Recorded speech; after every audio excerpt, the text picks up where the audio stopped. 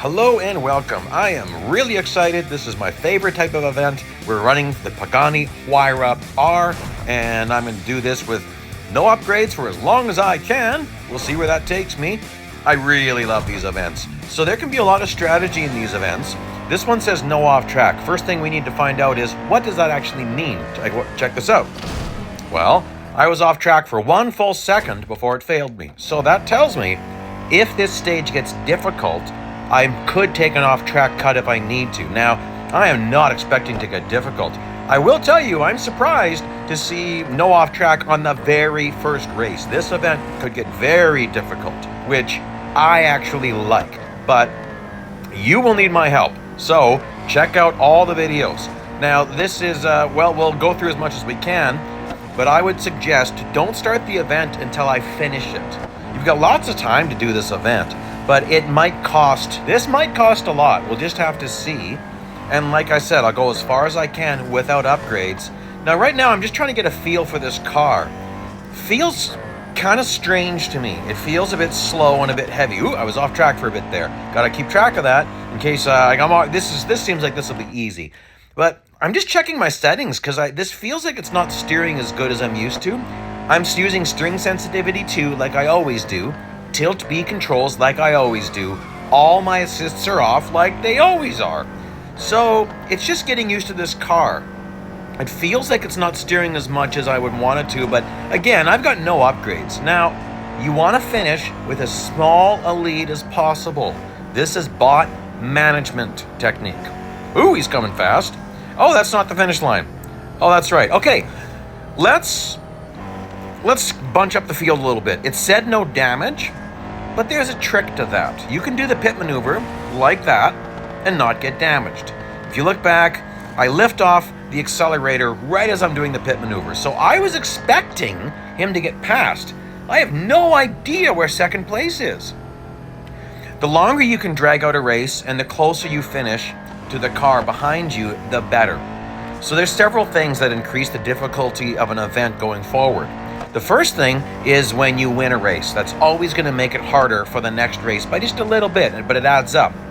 The next thing is, how fast did you finish? So if you finish really fast and with a big lead, of course it's going to get more difficult. So if I can drag the race out a little bit, and then always make sure you finish with as little as lead as possible. So this is just manipulating the basic technique in the game. And look at that, he's slowing down. He will hit me though. I could fail if he hits me. So the game's designed to get more challenging as you win more often. Inversely, if you lose a lot or finish with a barely win, it doesn't get as difficult. So we want to manipulate that as much as possible to save money on future upgrades. And so you got to do stuff that it kind of seems a little bit boring in the first few races, but that's just the way it is. You got to do it now because I should have done some bot slowing. Yeah. I don't know if there's going to be any races to really do bot slowing. What is bot slowing, you might be asking? That's when you lose a race on purpose to slow them down. More on that later. This is a tailgating stage, not a drafting stage, okay? So watch this. Okay, I'm drafting right now because my speed's yellow, but watch, I'll get beside him once in a while, and time is still accruing. Time is still adding up. So tailgating means you just need to be within the prescribed distance. You don't have to be right behind the car. You can be in a completely different lane. You could be completely beside the car as long as you're a tiny, tiny bit behind them. So you'll see that at a point that I'll get next to this car, probably at some corner, and it'll still be counting as tailgating. I was really nervous here that it says 1 of 1, and I thought, how am I going to get all my tailgating in? This race is about to end. But the lap counter's kind of screwed up. It should say 0 of 1 as an out lap, and it doesn't. So, oh, no. Oh, gosh. I totally forgot. This is bridge circuit. Oh, I do that too much. I really should be reading that more often. Anyway, so obviously it is 1 lap. There's nothing wrong with the counter. It's me. This stage didn't say no damage. Now that I got my tailgating almost in there, now that I did. Time to go Destructo. You got to win the race, but I just might as well smash up an extremely expensive Pagani Huayra R. It'll get all fixed in a couple of seconds. And drags out the race a little bit. I don't want to get crazy and sit here and park for an hour. That's insane. That won't really do. He's hitting me. Really? Okay, well, I'm going to try to bring him closer. How close can I bring him? I don't like driver view because, oh, I guess he was right beside me. I usually use chase view. I like using driver view sometimes for drafting or tailgating, and it's just something interesting in an easy stage. Okay, what do we got here now? Again, I've got no upgrades. And we've got to do... Oh, that's kind of interesting. This is kind of fun, events like this. So I'm testing the off-track. Okay, 1 full second. Let's call it 1 full second. Okay, let's go. Lapping 19 cars. That's interesting. Now, here's the question. Can I let them lap me back? Well, that's one thing we need to test. If I have to lap everybody and win that way, oh my gosh, is that going to increase the difficulty down the road? You don't want to do that. And you got to keep your eyes open because, woo, they're 3 wide. Where am I going to go? I believe it did say no damage, so that was surprising. 3 wide. Didn't expect that. It's not normal in bot programming to do that, but you can get 3 wide, 4 wide, 5 wide. You can stack them up. This is a wide track. Okay, getting to the lead, obviously that's a joke. They're extremely slow cars, so I'm just working on my braking points here a little bit. So when you drive with no assists, if you're not familiar with this, you basically, like some people think you have to learn every single track on every single car, and that's not true. You learn every single track, and then you learn that for certain cars you need to brake here, for other cars you need to brake there. You use approximates. So I know my braking points for this track in lots of cars. But I know I'm always looking at kind of the same thing. For instance, on your right after the bridge, to your right there's going to be 2 areas that are bright green. Here's one, here's the other. In some cars I'm braking right after the second bright green. In other cars I'm not braking till a patch of dirt on the track. Just depends. Formula 1 cars are kind of more like the patch of dirt. And same with Cops Corner coming up here, which is the first corner after the start-finish line. In Formula 1 cars, you don't brake. In hypercars, you often do. It's possible if I had more grip, I wouldn't. And then this banner overhead, at full speed, I'd be braking right about there. So what this is telling me, what I'm already learning, I'm learning my braking points here. That's going to translate to all other tracks. Because I start thinking in my head, okay, what cars have I driven that feel kind of like this brake-wise? And then I just adapt that. So I know I've got to brake early compared to a fully upgraded Agera RS, but nowhere near as early as a Bugatti Bolide, but way earlier than a Porsche 919 Hybrid Evo. You see what I mean? So you get to kind of know things. And there's always approximates, and then you tweak them. Okay, now we're about to go way faster than normal speed because I'm going to sit here for a long time. We're now going 8 times normal speed. I'm letting everyone lap me. I just wanted to check on the instructions again. And then I'm going to let these guys catch up. And I've got to stack up the field a bit here. I do have to win, which is what I was checking. So I have to win. So I'll do that. I've lapped 19 drivers and let them unlap me. So what's going to happen? Will I lose or will I pass?